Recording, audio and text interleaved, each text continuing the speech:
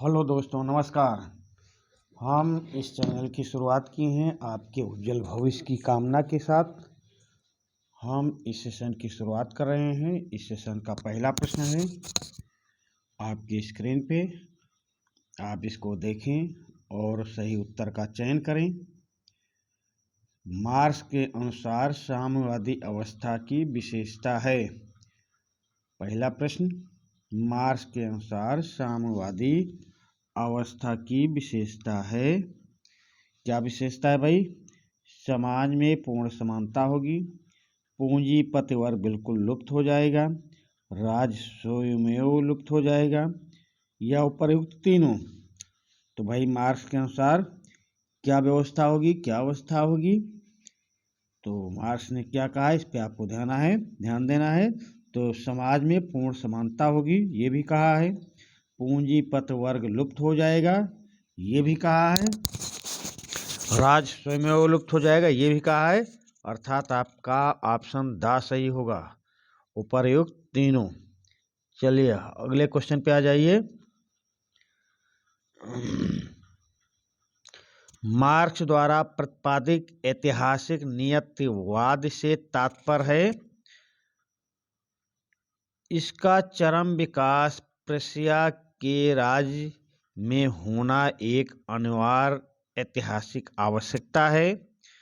विश्वात्मा इतिहास में अपने नाना रूपों में आविर्भाव होते हुए एक निश्चित दिशा में बढ़ रही है। पूंजीवाद का पतन और समाजवाद का आगमन होगा, उपर्युक्त तीनों।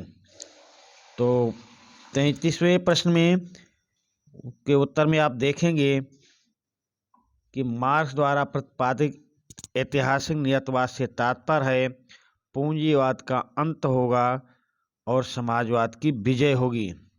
अर्थात प्रश्न नंबर 33 का ऑप्शन सा सही होगा, पूंजीवाद का पतन और समाजवाद की विजय। चलिए अगले प्रश्न पे आ जाइए। मार्क्स द्वारा प्रतिपादित वर्ग संघर्ष के सिद्धांत का लक्षण है। मार्क्स द्वारा प्रतिपादित वर्ग संघर्ष के सिद्धांत का लक्षण है। क्या लक्षण भाई? उत्पादन के साधनों के आधार पर समाज में वर्ग विभाजन स्पष्ट होता है। दूसरा देखिए, समाज का विकास वर्गों के आपसी वर्ग संघर्ष के फलस्वरूप होता है, आपसी सहयोग के द्वारा नहीं। समाज में मुख्यतः दो वर्ग होते हैं जिनके हित परस्पर विरोधी होते हैं तथा कभी नहीं मिल सकते हैं। तो मार्क्स द्वारा प्रतिपादित वर्ग संघर्ष के सिद्धांत के लक्षण उपर्युक्त तीनों सही हैं। अर्थात आपका ऑप्शन द सही होगा, उपर्युक्त तीनों। चलिए अगले प्रश्न पे आ जाइए।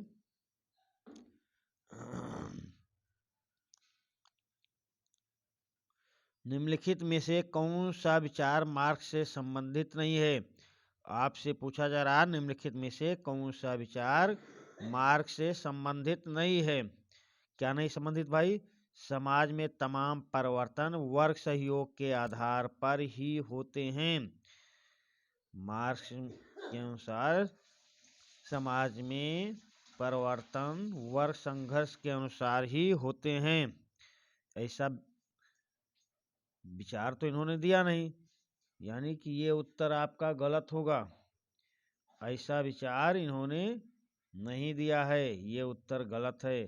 सारे समाजों का इतिहास वर्ग संघर्ष का इतिहास है, ये सही है। जब तक वर्ग में वर्ग चेतना तथा वर्ग संगठन ना हो तब तक वर्ग संघर्ष तेज ना होकर क्रांति की दिशा में नहीं बढ़ सकता, ये भी इन्होंने कहा। वर्ग संघर्ष निश्चित रूप से क्रांति की दिशा में बढ़ रहा है, ये भी कहा है। पर समाज के तमाम परिवर्तन वर्ग सहयोग के आधार पर, तो वर्ग सहयोग की बात मार्क्स ने नहीं की है। अर्थात आपका ऑप्शन आ सही होगा। चलिए अगले प्रश्न पे आ जाइए। मार्क्स के अतिरिक्त मूल के सिद्धांत का अर्थ है। मार्क्स के अतिरिक्त मूल का सिद्धांत का अर्थ है उपयोगिता मूल। नहीं भाई, ये गलत। विनिमय मूल नहीं, गलत। मजदूर द्वारा प्राप्त मजदूरी तथा मजदूर द्वारा पैदा किए गए मूल का अंतर ही अतिरिक्त मूल का अंतर है। तो इस प्रश्न का उत्तर होगा, प्रश्न नंबर 46 का उत्तर होगा ऑप्शन सा। ऑप्शन सा उत्तर आपका ही सही उत्तर होगा।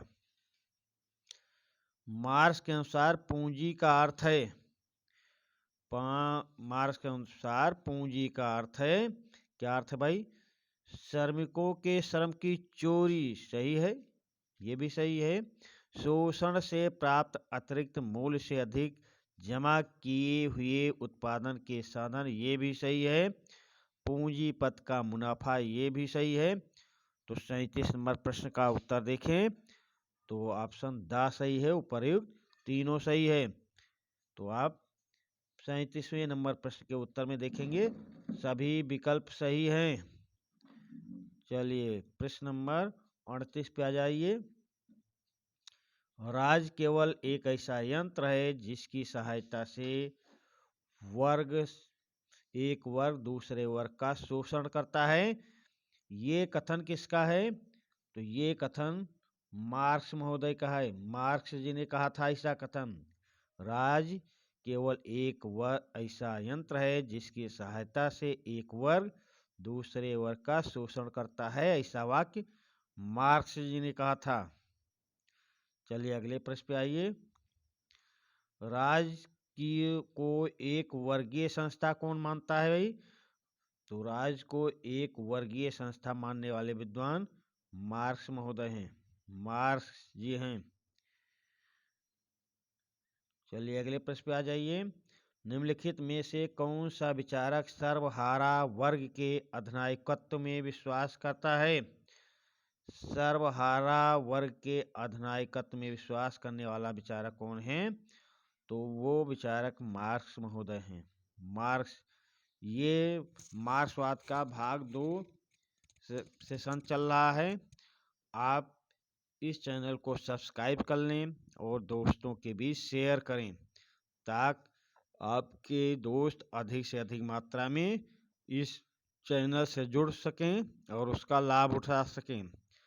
और वीडियो पसंद आए तो लाइक करते जाइए और वीडियो के अंत में कमेंट के माध्यम से हमें सुझाव देना कि आपको कैसे क्वेश्चन चाहिए, आपको किस प्रश्न का उत्तर चाहिए। हम आपका कमेंट पढ़कर अगले वीडियो में आपकी जिज्ञासा को शांत करेंगे। चलिए अगले प्रश्न पे आ जाइए। मनुष्यों की चेतना उनके सामाजिक स्तर को निर्धारित नहीं करती। ये देखिए, मनुष्यों की चेतना उनके सामाजिक स्तर को निर्धारित नहीं करती है, बल्कि उनका सामाजिक स्तर उनकी चेतना को निर्धारित करता है। ये कथन किसने कहा है? तो ऐसा कथन कहने वाले मार्क्स महोदय ही हैं। ऑप्शन आ सही है, मार्क्स महोदय। चलिए अगले प्रश्न पे आए। हर एक से उसकी योग्यता के अनुसार और हर एक को उसकी आवश्यकता के अनुसार, ये विचार देने वाले विद्वान कौन हैं? क्या लास्की हैं? नहीं भाई, लास्की नहीं है, प्लेटो भी नहीं है, ग्रीन भी नहीं है। ये विचार देने वाले विचारक हैं मार्क्स महोदय। मार्क्स जी ने ऐसा विचार दिया था। चलिए अगले प्रश्न पे आते हैं। प्रत्येक वस्तु का वास्तविक मूल्य, प्रत्येक वस्तु का वास्तविक मूल्य वह श्रम है जो उसे मानव उपयोगी बनाने के लिए उस पर व्यय किया जाता है, क्योंकि वही उसमें विनिमय मूल्य पैदा करता है। ये विचार किसने दिया है? तो ये विचार देने वाले विद्वान थे मार्क्स जी। मार्क्स ने वास्तविक मूल्य का अर्थ वो श्रम बताया है जो उसे मानव उपयोगी बनाने के लिए उस पर व्यय किया जाता है, क्योंकि वही उसमें विनिमय मूल्य पैदा करता है। तो ये विचार मार्क्स ने दिया था। प्रश्न नंबर 43 का ऑप्शन आ सही होगा। अतिरिक्त मूल्य उन दो मूल्यों का अंतर है, अतिरिक्त मूल्य उन दो मूल्यों का अंतर है जिसे एक श्रमिक पैदा करता है और जिसे वह वास्तव में पाता है। तो ऐसा विचार भी देने वाले विचारक मार्क्स ही हैं। ऐसा विचार मार्क्स ने ही दिया था। तो प्रश्न नंबर 44 का ऑप्शन सा सही होगा।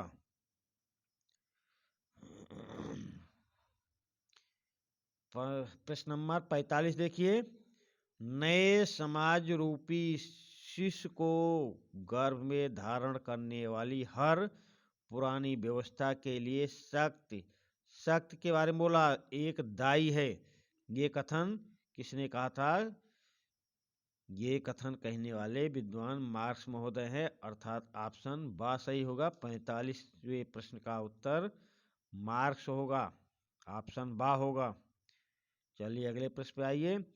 धर्म जनता के लिए अफीम है, ये किसने कहा? धर्म जनता के लिए अफीम है। तो धर्म को एक नशा के रूप में समझाया है, धर्म के खिलाफ आवाज उठाई है। ये धर्म के खिलाफ आवाज उठाने वाले, धर्म को जनता के लिए अफीम मानने वाले विद्वान मार्क्स महोदय हैं। मार्क्स ने कहा था धर्म जनता के लिए अफीम है। चलिए अगले प्रश्न पे आइए। पूंजीवादी राज पूंजीपतियों द्वारा अपने हितों के रक्षार्थ, क्या बोल रहा है? पूंजीवादी राज पूंजीपतियों द्वारा अपने हितों के रक्षार्थ गठित एक कार्यकारिणी समिति के अतिरिक्त और कुछ नहीं है। तो ये जितने वाक्य भी आ रहे हैं, ये मार्क्सवाद से का दूसरा भाग चल रहा है। ये ऐसे वाक्य अधिकतर मार्क्स महोदय ने ही कहे हैं। प्रश्न नंबर 47 में ऑप्शन बी सही होगा, मार्क्स महोदय।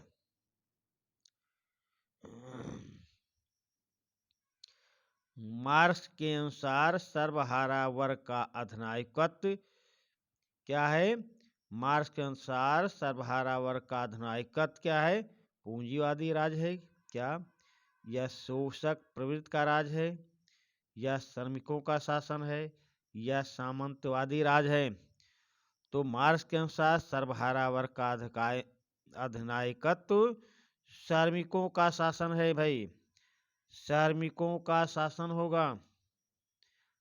ऑप्शन 39 नंबर क्वेश्चन का मार्क्स के अनुसार सर्वहारा वर्ग का अधिनायकत्व श्रमिकों का शासन है, श्रमिकों का शासन। चलिए अगले प्रश्न पे आते हैं। मार्क्स के अनुसार सर्वहारा वर्ग का राज्य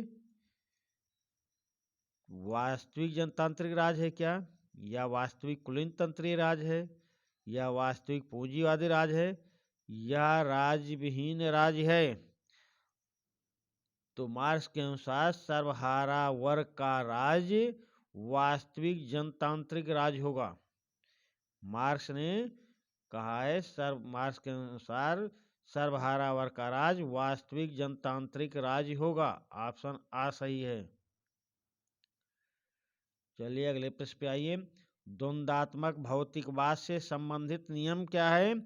द्वंद्वात्मक भौतिकवाद से संबंधित नियम विपरीतों की एकता और संघर्ष का नियम, सही है।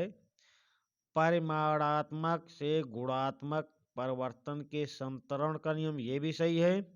निषेध के निषेध का नियम, ये भी सही है। अर्थात उपर्युक्त तीनों नियम सही हैं। 50वें प्रश्न का उत्तर द सही होगा, उपर्युक्त तीनों नियम।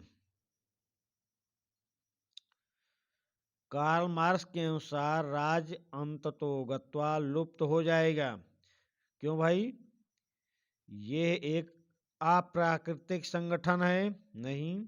मजदूरों की तानाशाही के बाद एक नैतिक समाज पैदा होगा, ये भी ऑप्शन सही नहीं है। राज फालतू हो जाएगा और उपयोगिता खो देगा। मार्क्स के अनुसार राज अंततोगत्वा लुप्त हो जाएगा क्योंकि राज फालतू हो जाएगा और अपनी उपयोगिता खो देगा। 91वें प्रश्न का ऑप्शन सा सही होगा। 91वें प्रश्न का उत्तर सा होगा, राज फालतू हो जाएगा और अपनी उपयोगिता खो देगा। चलिए अगले प्रश्न पे आते हैं। कार्ल मार्क्स द्वारा लिखित एक पुस्तक है, वो पुस्तक कौन है भाई? Political economy and the state, ये पुस्तक नहीं है भाई। क्रिटिक ऑफ पॉलिटिकल इकोनॉमिक, हाँ भाई यही पुस्तक है वो, जो मार्क्स द्वारा रचित है। मार्क्स द्वारा रचित पुस्तक क्रिटिक ऑफ पॉलिटिकल इकोनॉमी है। चलिए इस प्रश्न का उत्तर बी सही होगा। प्रश्न नंबर 53 पे आ जाइए। मार्क्स के अनुसार सर्वहारा वर्ग के अधिनायकत्व का अर्थ है। मार्क्स के अनुसार सर्वहारा के अधिनायकत्व का अर्थ है राज्य पर एक वर्ग प्रभुत्व का उदय। क्या यह है? या सभी वर्गों विशेष सुविधाओं तथा राज्य का निराकरण, ये सही है। या सरकार पर जनमानस का सर्वाधिकारवादी नियंत्रण, ये सही है। या समस्त समाज के प्रतिनिधि के रूप में राज्य का रूपांतरण। तो मार्क्स के अनुसार सर्वहारा के अधिनायकत्व का अर्थ है समस्त समाज के प्रतिनिधि के रूप में राज्य का रूपांतरण हो जाएगा। प्रश्न नंबर 53 में मार्क्स के अनुसार सर्वहारा के अधिनायकत्व का अर्थ है समस्त समाज के प्रतिनिधि के रूप में राज्य का रूपांतरण हो जाएगा। चलिए अगले प्रश्न पे आते हैं। सर्वहारा के गहनतम प्रतिबद्धता तथा गुणवत्ता स्थापना हेतु हड़तालों की भूमिका के दृष्टिकोण का समर्थक कौन है? तो हड़तालों की भूमिका का वर्णन किया था सोरेल महोदय ने। यहाँ पे कार्ल मार्क्स नहीं लगा देना भाई। सोरेल महोदय ने हड़तालों की भूमिका के दृष्टिकोण का समर्थन किया है। चलिए अगले प्रश्न पे आ जाते हैं।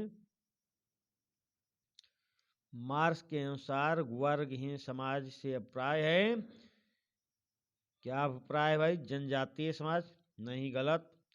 एक जात विहीन समाज, एक जात विहीन समाज के बारे में बता रहा है, तो ये भी गलत है। एक समाज जिसमें केवल एकमात्र सर्वहारा वर्ग होगा, यही ऑप्शन सही है। मार्क्स के अनुसार वर्ग विहीन समाज इससे अभिप्राय है एक समाज जिसमें केवल एकमात्र सर्वहारा वर्ग होगा। प्रश्न नंबर 55 का ऑप्शन सा सही है। चलिए अगले प्रश्न पे आते हैं। मार्क्स के अनुसार प्रकृति और समाज में परिवर्तन परिणाम है, क्या है भाई? मार्क्स के अनुसार प्रकृति और समाज में परिवर्तन परिणाम है, क्या बाह्य प्रेरणा का है? क्या नहीं भाई गलत है।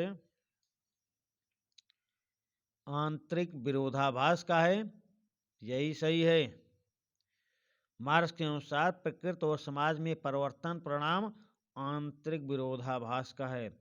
अर्थात इस सेशन का लास्ट क्वेश्चन मार्क्स के अनुसार प्रकृति और समाज में परिवर्तन का परिणाम आंतरिक विरोधाभास के द्वारा हुआ है। इस सेशन का लास्ट क्वेश्चन। इस सेशन के साथ हम इस प्रश्न के साथ हम इस सेशन का समापन करते हैं। वीडियो को अधिक से अधिक मात्रा में लाइक करें और कमेंट के माध्यम से हमें सुझाव दें। हम आपके सुझाव का स्वागत करेंगे और आपके प्रश्नों का उत्तर देंगे। चलिए हम इस सेशन का समापन यहीं पे कर रहे हैं।